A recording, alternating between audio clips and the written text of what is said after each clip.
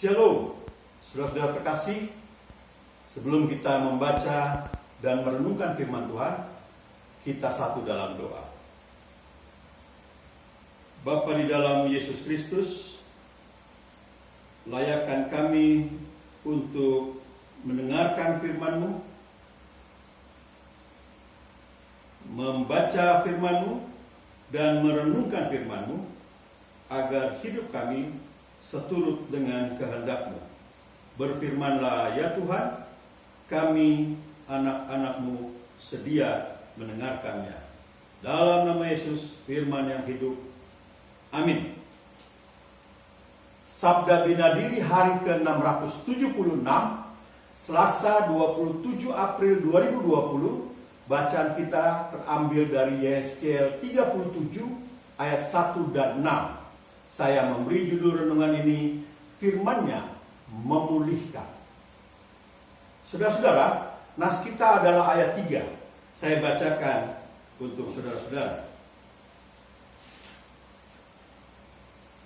Lalu ia berfirman kepadaku, hai anak manusia, dapatkah tulang-tulang ini dihidupkan kembali? Aku menjawab, ya Tuhan Allah, Engkaulah yang mengetahui. Bacaan kita berisi tentang penglihatan Yeskiel terhadap tulang-tulang kering. Penglihatan tentang kebangkitan dari maut menuju hidup, dan itu adalah kebangkitan yang mulia. Ini adalah perkara yang sepenuhnya tidak dikenal oleh alam, dan begitu bertentangan dengan cara-cara kerjanya, hingga tidak bisa terpikirkan oleh kita kecuali dengan firman Tuhan. Pada nas kita tadi, ayat 3, sang nabi dibuat mengakui bahwa keadaan mereka menggenaskan dan tidak dapat ditolong oleh kuasa apapun selain kuasa Allah. Hai anak manusia, dapatkah tulang-tulang ini dihidupkan kembali? Apakah itu mungkin?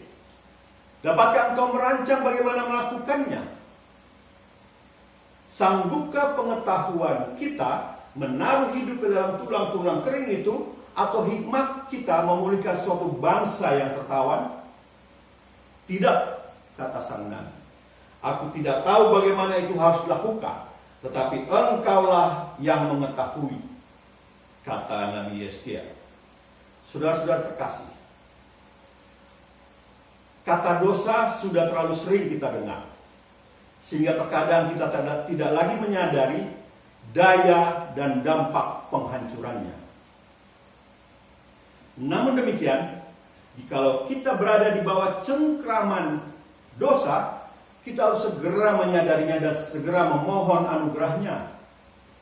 Ujung tombak dari kuasa anugerah ini terletak di dalam firman-Nya yang penuh kuasa. Melalui firman Tuhan, maka tulang-tulang yang kering akibat penyakit ini akan dibangkitkan. Kita yang telah patah semangat dalam menghadapi wabah penyakit ini beroleh penghiburan, dan mereka yang telah hancur dipulihkan.